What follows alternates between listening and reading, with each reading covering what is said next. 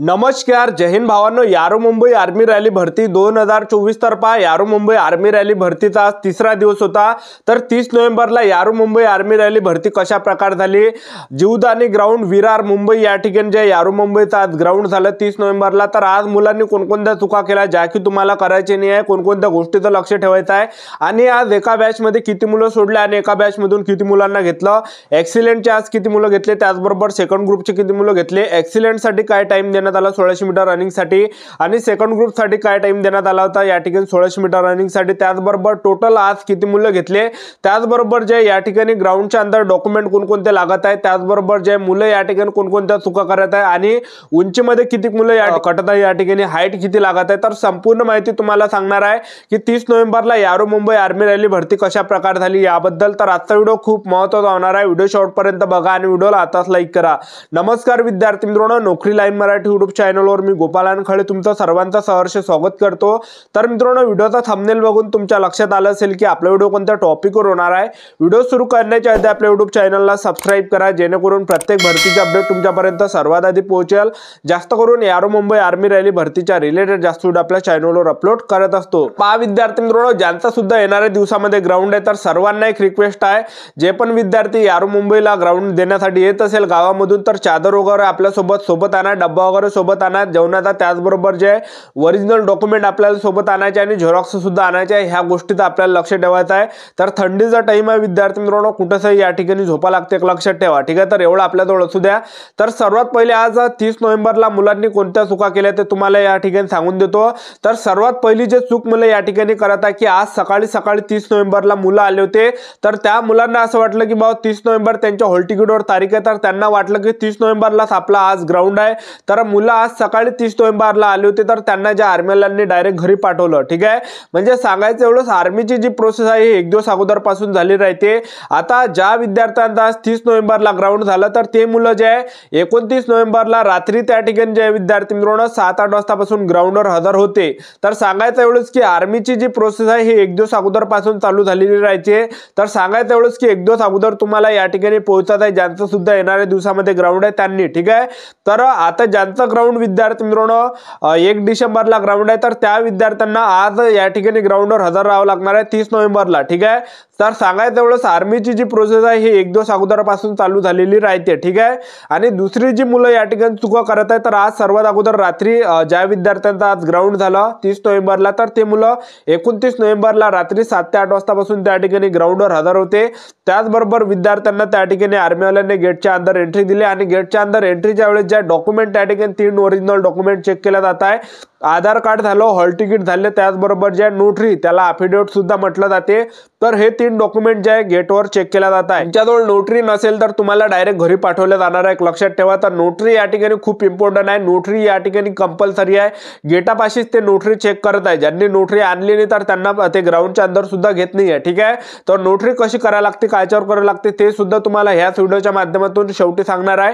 तर सर्वात अगोदर आज विद्यार्थ्यांना गेटच्या अंदर एंट्री दिली हे 3 डॉक्युमेंट पाहून, आधार कार्ड, हॉल तिकीट, नोटरी. तर ह्या 3 डॉक्युमेंटवर मुलांना गेटच्या अंदर एंट्री दिली आणि गेटच्या अंदर एंट्री दिल्यानंतर मुलांना त्या ठिकाणी ग्राउंडच्या अंदर बसून ठेवलं जात आहे. असं आणि बसून ठेवल्यानंतर त्या ठिकाणी जे विद्यार्थी मित्रांनो 12 वाजतापासून त्या ठिकाणी प्रोसेस होत आहे.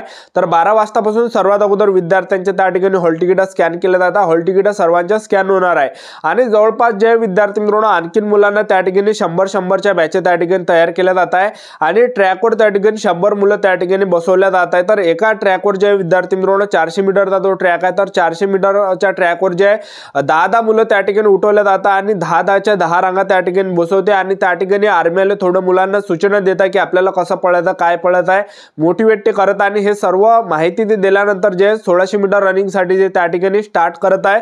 तर एका बॅचला आज जे विद्यार्थी मित्रांनो 100 मुले त्यांनी सोडले आणि 100 मुले सोडल्यानंतर ते गो त्या ठिकाणी म्हणत आहे आणि गो जसं म्हटलं तसं तुम्हाला त्या ठिकाणी पळायचं आहे. तर आज 100 मुले त्यांनी एका बॅच मध्ये सोडले आणि 100 पैकी जे विद्यार्थी मित्रांनो एका बॅचमध्ये त्यांनी 48 मुलं घेतले आणि एका बॅचमध्ये जे विद्यार्थी मित्रांनो 55 मुलं घेतले आणि ॲक्सिलेंटचे जे मुलं घेतल्या जात आहे ॲक्सिलेंटमध्ये 25 झाला, 28 झाला, 27 झाला, अशा प्रकारे मुलं या ठिकाणी घेतल्या जात आहे आणि ॲक्सिलेंटसाठी जो टाइम देण्यात येत आहे तर 5 मिनिट 30 सेकंड पर्यंत पूर्ण ॲक्सिलेंटसाठी टाइम दिला जात आहे। जे पण मुले 5 मिनिट 30 सेकंड पर्यंत येतात तर त्यांना ॲक्सिलेंटमध्ये घेतल्या जात आहे आणि 5 मिनिट 45 सेकंड पर्यंत सेकंड ग्रुपसाठी टायमिंग या ठिकाणी दिला जात आहे। ठीक आहे, तर टोटल जे विद्यार्थी मित्रांनो या ठिकाणी 5 मिनिट 45 सेकंड पर्यंत पूर्ण टाइम मुलांना दिला जात आहे। 5 मिनिट 45 सेकंड पर्यंत जेवढे मुलं येत आहेत तर तेवढे मुलं ते रनिंग मध्ये पास करून राहिले तर चांगले मुलं या ठिकाणी घेतल्या जात आहे। एका बॅच मध्ये 100 मुलं सोडले आणि 100 पैकी जे विद्यार्थी मित्रांनो 48 55 अशा प्रकारे मुलं आज घेतल्या कोणकोणत्या बॅच मध्ये। ठीक आहे, आणि रनिंग झाल्यानंतर जे मुलं रनिंग मध्ये कटले त्यांना त्या बाल्टीमध्ये हात टाकायला लावता आणि तिथून जे त्यांना बाहेर पाठवत आहे आणि ज्यांनी रनिंग काढली त्या विद्यार्थ्यांना त्या ग्राउंडवर बसून ठेवलं जातं आणि त्यांच्यापासून सर्वात अगोदर जे विद्यार्थी मित्रांनो त्यांच्या हातावर सर्वात अगोदर जे या ठिकाणी शिक्के दिले जातात। ज्यांनी ॲक्सिलेंट मध्ये रनिंग काढली त्यांच्या हातावर ॲक्सिलेंटचा शिक्का, ज्याने सेकंड ग्रुप मध्ये रनिंग काढली त्यांच्या हातावर सेकंड ग्रुपचा शिक्का। ठीक आहे, आणि त्या ठिकाणी मुलांपासून फॉर्म लिहून घेतला जातात, नॉर्मल फॉर्म आहे। तर ज्या मुलांनी रनिंग काढली तर त्या मुलांपासून आर्मीवाले एक फॉर्म लिहून घेऊन राहिले त्याच्याजवळ लिहून नॉर्मल फॉर्म आहे, आपलं पर्सनल माहिती त्यावर लिहावं लागते, आपलं पूर्ण नाव पत्ता वगैरे। ठीक आहे, तर नॉर्मल फॉर्म आहे तो फॉर्म लिहून लिहावं लागते त्या ठिकाणी ज्यांनी रनिंग काढली त्यांनी, आणि फॉर्म लिहिल्यानंतर त्यावर फोटो सुद्धा भरपूर चिपकावे लागते। ठीक आहे, तर हे सर्व आपल्याजवळ ओरिजिनल डॉक्युमेंट असले पाहिजे, फोटो त्या फॉर्मवर ते चिपकायला लावतात आणि हे सर्व फॉर्म भरल्यानंतर मुलांची त्या ठिकाणी लॉंग जंप घेतल्या जात आहे, झिगझॅग घेतल्या जात आहे, त्याचबरोबर 10 पुलअप्स घेतल्या जात आहे। ठीक आहे, आणि हे सर्व प्रोसेस झाल्यानंतर जे विद्यार्थी मित्रांनो त्या ठिकाणी उंची मुलांची घेतली जात आहे तर उंची 168 सेंटीमीटर त्या ठिकाणी घेतल्या जात आहे। 168 सेंटीमीटर ज्यांचे आहे तर त्यांची उंची बसत आहे, ज्यांचे 168 सेंटीमीटर उंचीपेक्षा कमी असेल उंची तर ते विद्यार्थी फेल होत आहे, कटत आहे उंचीमध्ये। ठीक आहे, रनिंग काढून सुद्धा काही मुलं ॲक्सिलेंट मध्ये रनिंग काढून किंवा सेकंड ग्रुप मध्ये रनिंग काढून सुद्धा उंचीमध्ये कटत आहे। ठीक आहे, तर 168 सेंटीमीटर पूर्ण त्या ठिकाणी ते 168 सेंटीमीटर उंची त्या ठिकाणी लावत आहे आणि उंची झाल्यानंतर त्या ठिकाणी छाती घेतात तर छाती 76 ते 77 सेंटीमीटर घेतात आणि फुगून आपली 5 सेंटीमीटर भरली पाहिजे।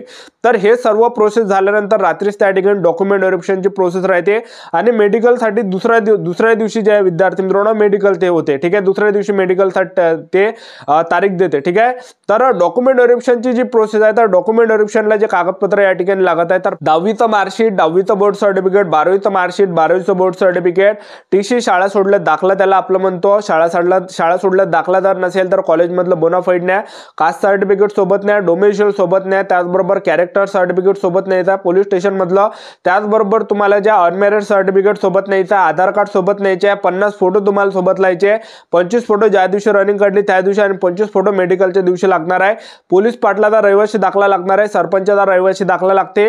तर हे जे मी तुम्हाला कागदपत्र सांगितले हे सर्व ओरिजिनल डॉक्युमेंट सोबत न्यायचे आहे आणि प्रत्येकाचे जे विद्यार्थी मित्रांनो झेरॉक्स आणायचे, एक आर्मीला एक झेरॉक्स त्या ठिकाणी मागत आणि ओरिजिनल डॉक्युमेंट सुद्धा ते चेक करत आहे। आणि हे सर्व डॉक्युमेंट झाल्यानंतर आणखीन एक खूप इम्पॉर्टंट डॉक्युमेंट त्या ठिकाणी लागत आहे तर ते म्हणजे नोटरी खूप इम्पॉर्टंट आहे। तर आता भरपूर विद्यार्थ्यांना माहित नाही नोटरी कशी करायची, तर तुम्ही स्क्रीनवर बघू शकता हा फॉर्म जेव्हा तुम्ही आर्मीचा फॉर्म भरला होता तेव्हा तुम्हाला ज्या सायबर कॅफेवाल्यानं हा फॉर्म दिलेला आहे तर हा फॉर्म घेऊन तुम्हाला जायचा आहे वकिलाच्या घरी आणि वकिलाच्या घरी जाऊन तुम्हाला त्याला म्हणायचं की मला याच्यावर नोटरी करून दे, तर 100 रुपयातच तुम्हाला ते नोटरी करून भेटते, 100 रुपयातच तुम्हाला नोटरी करून भेटणार आहे। तर वकिलाच्या घरी ॲडव्होकेटच्या घरी वकील त्यांना एकच म्हटलं जाते। तर प्रत्येक जिल्ह्यामध्ये जे विद्यार्थी मित्रांनो ॲडव्होकेटचे घर आहे तर त्यांच्या घरासमोर जे वकिलांच्या घरासमोर ते काळ्या कलरची पाटीच लागली राहते की या ठिकाणी नोटरी करून भेटणार आहे, ॲडव्होकेट या ठिकाणी नोटरी करून भेटणार आहे। तर त्यांच्या घरी जायचं आहे, तुम्हाला वकिलांच्या घरी जायचं आहे, वकिलाच्या घरी जाऊन त्यांना म्हणायचं की मला नोटरी करून दे, तर ते तुम्हाला बरोबर नोटरी करून देते, 100 रुपयातच नोटरी करून भेटते। तर आपल्या जिल्ह्यामध्येच करा तुम्ही। आता जर समजा मुंबईमध्ये असाल आणि तुम्हाला मुंबईमध्ये जर करायचे असेल तर मुंबईमध्ये सुद्धा तुम्ही करू शकता, काही प्रॉब्लेम येणार नाही। आणि एखादा वकील तुम्हाला म्हणत असेल 500 रुपये लागते, 1000 रुपये लागते, त्याच्याजवळ नोटरी करू नका, दुसऱ्या ठिकाणी जायचं, कारण की पहा नोटरीचे जे प्रत्येक गल्लोगल्लीमध्ये जे वकिलाचे घर आहे तर आपण भाव विचारायचा। ठीक आहे, 100 रुपयातच नोटरी करून भेटते। तर ही होती विद्यार्थी मित्रांनो संपूर्ण महत्त्वाची माहिती। आजचा व्हिडिओ आवडला असेल तर व्हिडिओ लाईक करा, शेअर करा, सबस्क्राईब करा। आजच्यासाठी इथंच थांबतो, भेटा नेक्स्ट व्हिडिओमध्ये। जय हिंद, जय भारत।